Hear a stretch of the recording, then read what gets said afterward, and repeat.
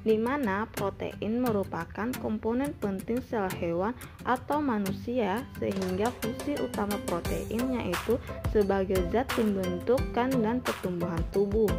Protein adalah komponen yang terdiri atas atom karbon, hidrogen, oksigen, nitrogen, dan beberapa ada yang mengandung sulfur dan fosfor. Asam amino pembangun atau penyusun protein adalah alfa amino, yaitu asam amino yang gugus aminonya terikat pada atom karbon alfa. Jika aminonya terikat pada atom karbon beta, maka disebut asam beta amino. Selanjutnya kita masuk di bagian alat dan bahan, di mana ada beberapa alat dan bahan yang perlu kita perhatikan. Yang pertama itu ada di bagian alat. Yang pertama ada kalvan porselin, yang kedua penjepit tabung, ketiga lilin, dan keempat korek.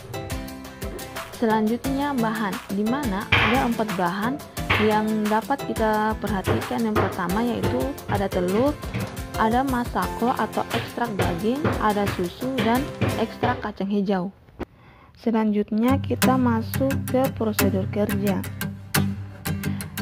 Yang pertama kita uji masako atau ekstrak daging, dimana yang pertama itu kita harus masako ini terlebih dahulu harus dihaluskan, kemudian dilarutkan dengan air, lalu dimasukkan 1 ml larutan masako atau ekstrak daging ke dalam cawan porselin.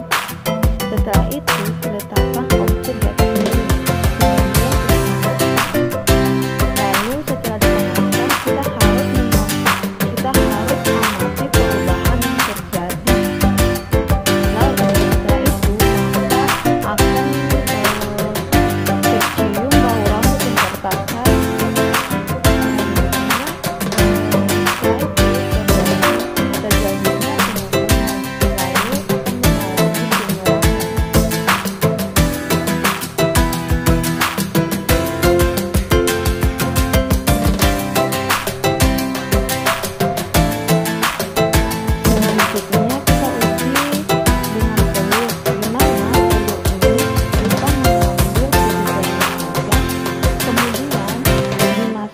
Ke dalam 1 ml larutan telur ke dalam cawan porselin.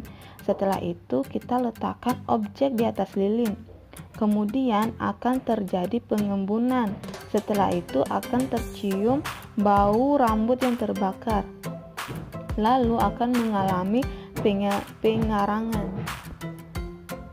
Selanjutnya uji pada ekstrak kacang hijau, di mana yang pertama itu dimasukkan 1 ml larutan ekstrak kacang hijau ke dalam cawan porselin, kemudian diletakkan di atas lilin dan panaskan. Setelah itu kita harus amati perubahan yang terjadi, maka akan terjadi adanya pengembunan dan setelah itu akan terjadi pengarangan. Selanjutnya uji pada susu, di mana yang pertama itu yaitu larutkan susu. Yang kedua, dimasukkan 1 ml larutan susu ke dalam cawan porselin.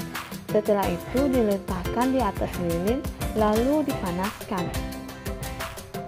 Setelah itu kita harus mengamati perubahan agar sampai terjadinya pengembunan.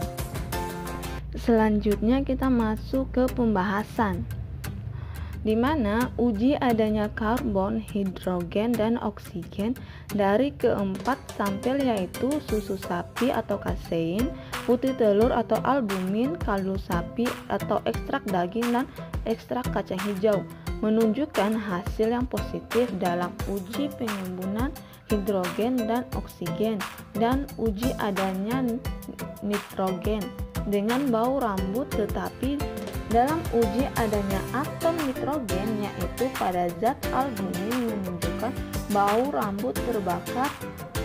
Nitrogen menunjukkan hasil negatif, sedangkan pada zat uji kasein, ekstrak daging atau kaldu daging menunjukkan hasil bau rambut terbakar atau nitrogen.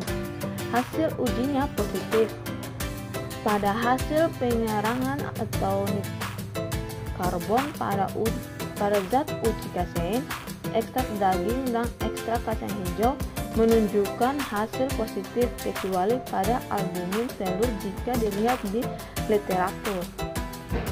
Lanjut, pada uji adanya atom N pada zat uji albumin, kasein, ekstrak daging, ekstrak kacang hijau menunjukkan bahwa pada bau amoniak dan juga pada kertas lakmus merah, hasil pengamatannya semuanya positif. Pada percobaan uji adanya atom N, terbentuknya bau amoniak dan kertas lakmus merah berubah menjadi warna biru, menunjukkan adanya N sesuai dengan adanya literatur. Uji adanya atom Es, yaitu belerang, dapat digunakan untuk mengidentifikasi adanya gugus belerang seperti sistin dan metionin dalam asam amino.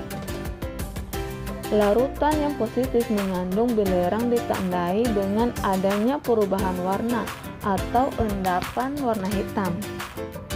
Dari hasil percobaan menunjukkan bahwa albumin telur hasilnya PBS positif, sedangkan belerangnya yang negatif seharusnya putih telur kaya akan asam amino esensial seperti lisin, treonin, valin, isoleucin, leucin, metionin, fenilalanin, triptofan, dan hiatidin mengandung sistin dan metionin, yaitu asam amino yang mengandung gugus belerang. Selanjutnya kesimpulan yang dapat kita ambil yaitu pada uji adanya unsur hidrogen dan oksigen terjadi apabila ada embun atau uap air pada gelas objek, sedangkan apabila tercium bau rambut terbakar sampai mengandung unsur nitrogen, dan apabila terjadi pengerangan berarti di samping terdapat atom karbon.